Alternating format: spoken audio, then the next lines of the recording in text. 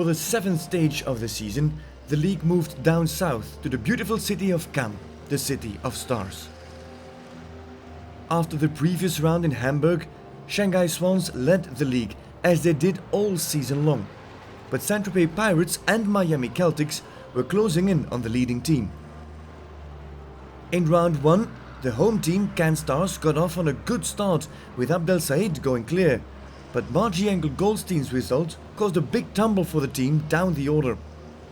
Madrid in Motion are in excellent form lately, and the winners of the Super Cup in Prague once again delivered a double clear, with father and son van der Vleuten teaming up. New York Empire seemed to have turned around their misfortune of last season. In Cannes, the new combination of Hans-Dieter Dreyer and Dennis Lynch launched the Empire to the lead, again on double clear. For the Empire, it was already the 4th pole of the season. The overnight lead in the hands of New York Empire and Madrid in Motion following closely on the same score. Another 4 teams sat on 4 points, with Shanghai Swans still looking competitive. Down the order, it was going to be a difficult weekend for the likes of Scandinavian Vikings, Doha Falcons and remarkably Valkenswaard United.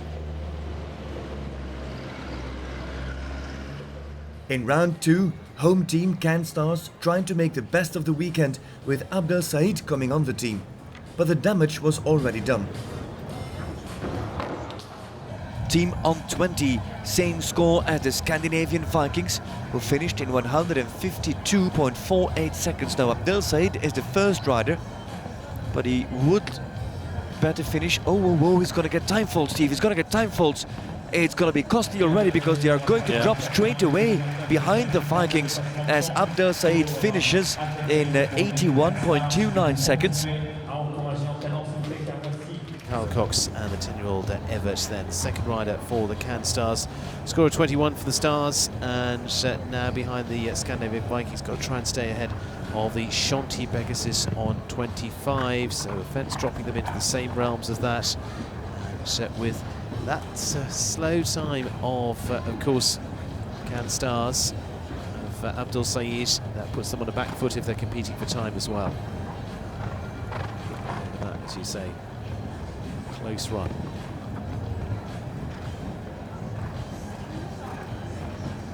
Nine strides even into the double of verticals, and Cox picked him off the ground, and the B element really picked him up and dropped him off at the other side because David was getting quick through that combination. And the rail goes, back rail goes on Ubzide, the team now to 25. That is the same score as Chantilly Pegasus, but we know that Abdel Said was slow with that extra time fault, so the combined times will put the Cannes Stars behind Chantilly Pegasus. Cox leaves the last double up, comes home on 4:25 the team total, the time 1:58, and indeed they are 10 seconds slower than Chantilly Pegasus, so the Cannes Stars make a big drop. The good news for the Scandinavian Vikings, they still lead. Saint-Tropez Pirates came fresh off a win in Hamburg, but in round 1 the team clocked up 12 points, which could be problematic for their runner-up position in the league. There's no addition so far from Edwina Tops-Alexander, who's got California in excellent shape. Oh! Lost the balance completely over Ubzide, jumped all the way to the right, stayed on the inside of the little flag, but that was risky. Also lost a lot of time. Now it's a little bit hairy and sticky over fence 11, but she's got 2 fences left to jump. Now it's all about the experience of Edwina Tops-Alexander to get California home safe. Vertical's good, Oxer is good too, and the time is too slow. It is 79.93, that is 1 second, just under a second too slow. 1 extra time fault, the team total to 13. And I think that little hiccup in the course did it for the Pirates, that 1 time fault. His teammate Peter de Vos, an unusual 12 from him on day 1 with Claire, and now on his massive jumper on Espoir. one team to come after this. The Monaco Aces on a score of 12. We get into a 1-foot team on 8 faults. That's Shanghai Swans, but De Vos, who's been having a tremendous season so far. Yeah, it was Jay that he rode this round 1. And now on a horse, you could see over the fences, spends a lot of time in the air, and the team is already on that additional time fault on 13.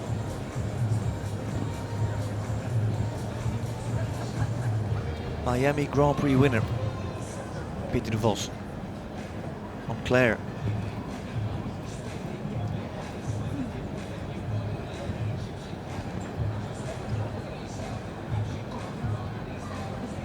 Espoir by Surcouf Drevel, the plank.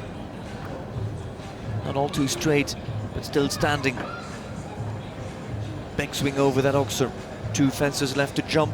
There's a group of teams on 12. But this team is now on 13, and it is the 13 and only 13 for Saint-Tropez Pirates, with a good clear from De Vos. Now on Espoir, gets the clear for the team. The team leads at this point, but we do know that that extra time fault could get tricky. And now come the ranking leaders. Absolutely, Shanghai Swans, Peter Fredriksson and H&M Christian K, Daniel Deusser and Callisto Blue. Both of them having just 1 fence down. It was a team total of 8. The team that's teamed up to win in Mexico this year. They've twice won this season, but these two together winning on the turf there down in Mexico in the early part of the season. H&M Christian K, Peter Fredriksson, has been twice out, 2 clears from their performance. Daniel Deusser then, who's jumped twice double clear with Callisto Blue to go second. If they can stay on the 8 or even 12, they stay ahead of the Saint-Tropez Pirates, and I would say then keep the lead in the championship.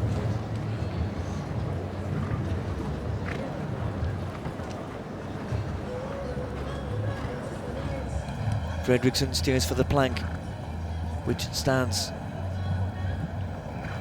Look at the position of Fredriksson's hands, quite high and short reins. His hands in the mane of the horses. Here's the double. Fredriksson with a stretch over the back rail and keeps the team on track. He does, and for him personally as well, that's a good one, because it'll put him into the Grand Prix later on. Remember, he defends that title here in Cannes, and he's saved Hansen. Daniel Deusser, Callisto Blue.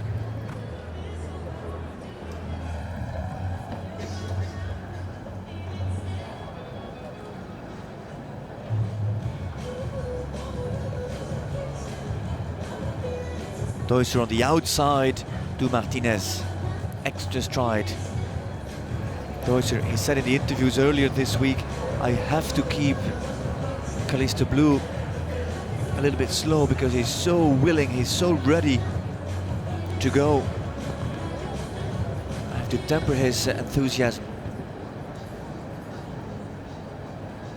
8 strides into the double of verticals, and wow, that was good jumping through that double of verticals. That was brilliant.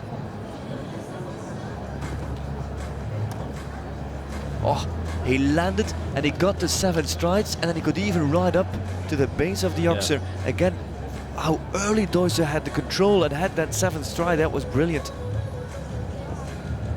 We said on paper they should be the strongest team of the weekend, but they're really showing us why we said that earlier on. However, there's one combination left to jump for Daniel Deusser to keep the team in front of all the direct rivals, and he does it. Certainly does, and it is a very strong pairing together indeed. So the team will stay on a score of 8. They move ahead so far. Now remember, they were in 7th place overnight, so still got 6 teams to keep coming at them at this point. But they're on a score of 8, and 2 zeros for the Shanghai Swans, Peter Fredriksson and Daniel Deusser.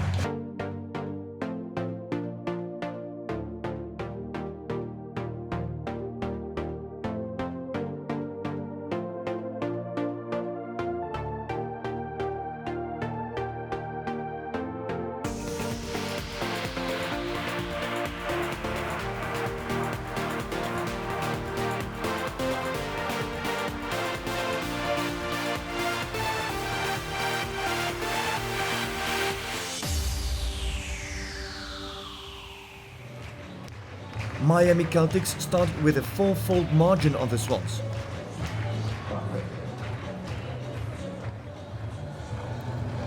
They round the turn. That's quite tight to the plank. How wide he stayed to the first combination. So tight he got to the plank. He also has the clock in his head. 79 seconds the time allowed. He's quick enough. Here comes the double.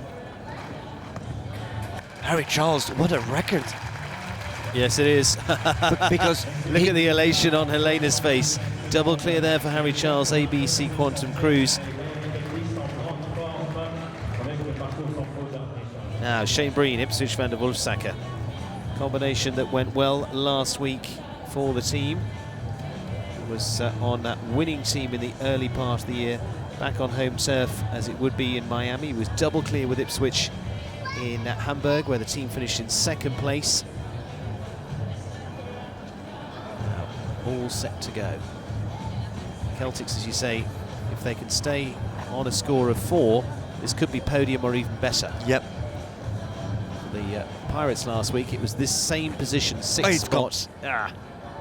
4 for Shane Breen, 8 for the team. We're looking at the combined times now. The Shanghai Swans finished in 1:54.89 seconds.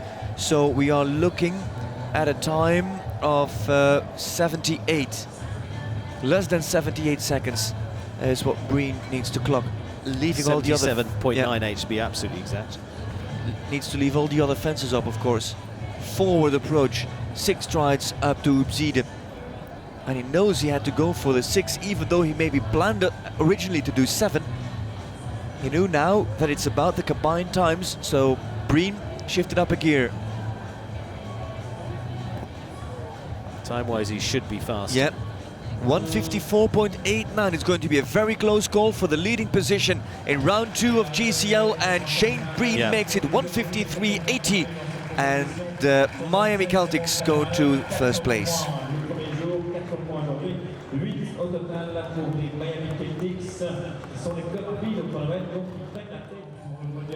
There, as we see, Miami Celtics keeping the lead on a score of 8 at the moment. Same as the Swans, but it's the time just over a second that makes the difference. London Knights, top 3 teams. This team on a score of 4. There were 2 teams on a 0 score. London Knights setting out Olivier Philipparts first. I remember they were a winning team with Ben Mayer and Martin Fuchs in Madrid. They're 6th in the championship so far. And Olivier Philipparts, H&M Q-Chana, teams up with Ben Mayer. And 5th time they've appeared together in some shape or form. And on the 4, the key for them is not to have any fences, and that has already gone by the wayside. So the team now on 8, and all they now need to do is A, jump clear and get a better time in than the Miami Celtics. 1:53.80 needs to be, or less, the combined time of Philipparts and Mayer. These are 2 long races against the clock. And another one. 12. Oh, look at Ludo's face. Shane Breen watches. They're now back on level pegging. Oh, they've already gone up in those scores, so they start to slide up to 12. So they would go into 3rd place at the moment.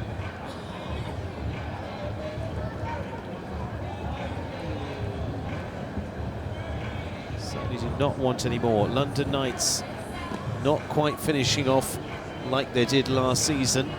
It's been a much more open season this year so absolutely. far. London Knights dominated last year. Falcons, it was a real battle early on. Ooh, this is going to be tight, Steve. Ooh, and that one is gone as well. That makes it 16, a massive drop for the London Knights.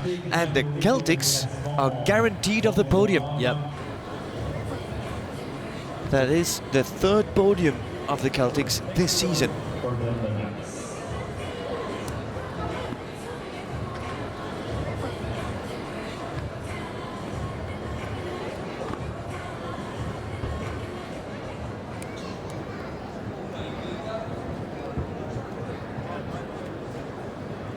And Mayer is quick, and 76 is absolutely doable, but he needs to do it with the fences standing, because it's the Giants on 17 and the Vikings on 20 who are also very quick. Ben Mayer defending the current 5th position of the London Knights. Last double, Global Champions League, another stretch over the Oxer, and Ben is quick. Look at that, 1:47.30 the combined time for the team, and the Knights are 5th. Right, two teams on a score of 0, Madrid in motion, New York Empire. What we haven't mentioned is this was the same configuration as it was in Madrid.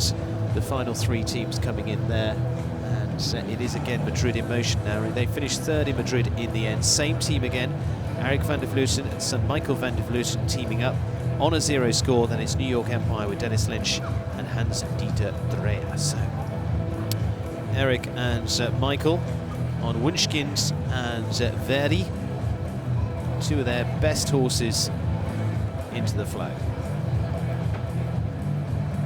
If they can keep it at a clear, the question is how much pace they will go for here. They then put the pressure absolutely on the New York Empire, who after the New York Empire, after leading in 4 stages, still haven't got the win. This is probably another tremendous opportunity for them. They cannot let another one slip away. Oh, he gets just a little to the edge. Just goes slightly to the left. He's backing off quite intense now, Wunschkind.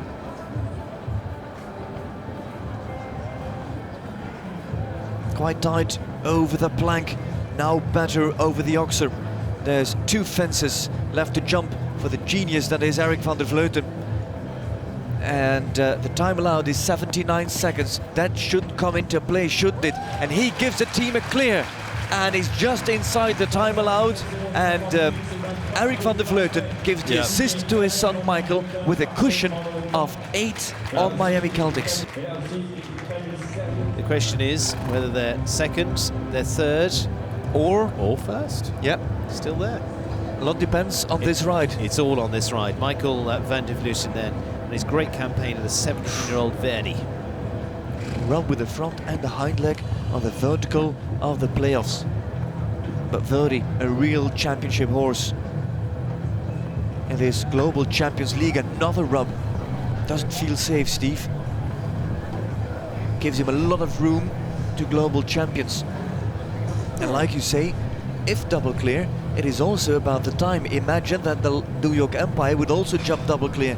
Combined times would decide another rub on both elements in the combination. Now that difficult double of Global Champions League. The vertical stands, the Oxer also stands on a clean sheet. Ooh. Now 1:56.33 will be the time, so Miami Celtics are on the podium. They knew it was probably unlikely it was going to be a win. I've seldom seen Eric van der Vleuten exuberant with his gestures. He's a man who's always level with his emotions, but now there was a lot of emotion in that ride, both of himself and his son. The pressure goes on, and it's 2 big fighters they send in, Dennis Lynch and Hans-Dieter Dreyer. These are 2 strong, determined riders that if you're going into the heat of the battle, these are the 2 you want to send in there. Lynch going in there first with the Pinchin family's Van der Vivaldi. A new ride for him, an experienced horse at 16 years of age. Jumped clear, of course, on day 1, as these both did. First-time partnership of Lynch and Dreyer. 2 clears needed. Want to be, well, fast in about 78 seconds apiece. Every stride, every step, every jump needs to be spot on perfect. Oh, what's he doing? What's he doing, Steve? He dropped off, didn't he? Yep. The 4's on the board. Yep, Madrid in motion 4. won it. There we go. Well, surprise. How's that possible? Was it miscommunication? Was he? We'll have a look back at that one, but it is 4. Just in extraordinary circumstances. 8 for Lynch. Suddenly, Miami Celtics have a chance to move up into 2nd place. Madrid in motion are going to get the win. Oh, and they're eliminated for the 3rd time this season. Yeah, it is another stop there. Brash just looks aghast at what's going on there. 4 pole positions. Yeah. 4 times they led after round 1.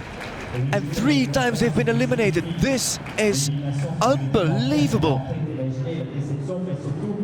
And Zita Dreyer rides now for individual honours. Miami Celtics will finish in second. Shanghai Swans will put them on the podium. Not the position they thought they probably would get to. They tried and fought for it with a double clear. Dreyer then the last to go with Prince. Looking for an individual qualification for the Grand Prix. Just a reminder, those individual rankings. Ben Mayer, in fact, and Scott Brash are the top two individually in this class, so they'll be the last two to go in the Grand Prix. Ben Mayer ahead on 72.69. Dreyer, all he can do now is go for an individual run to be a part of the Grand Prix in the top 35 as well.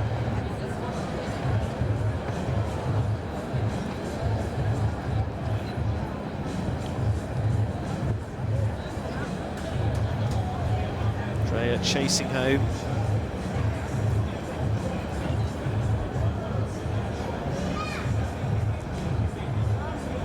It's going to be a good result for Madrid in motion.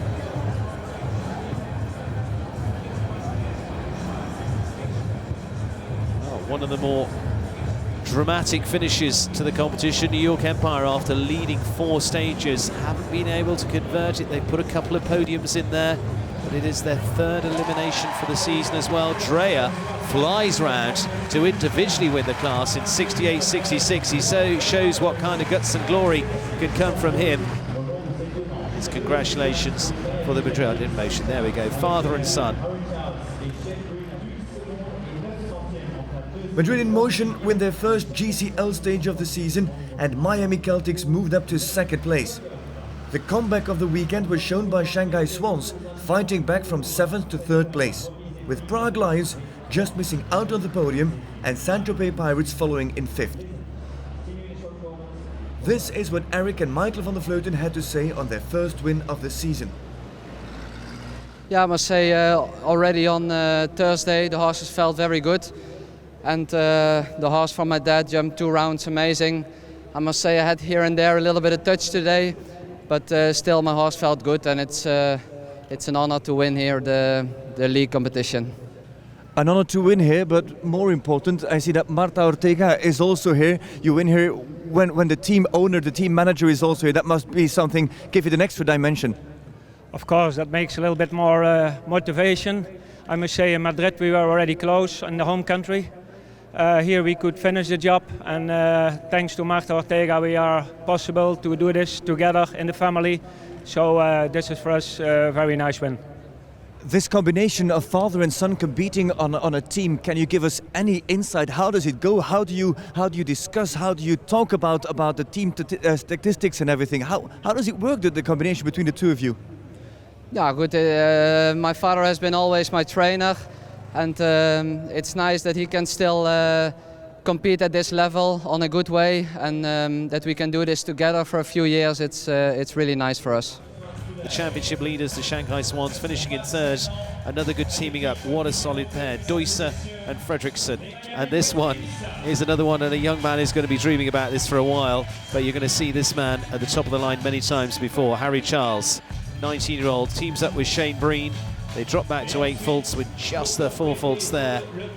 A wonderful fairy tale finish for them. They didn't quite make it happen in Madrid. They finished on the podium there. They wanted to do it on home grounds, but doing it anywhere is certainly a bonus. There's plenty of champagne because we're even getting a waft of it over in the commentary box, so we're not that close to the podium either.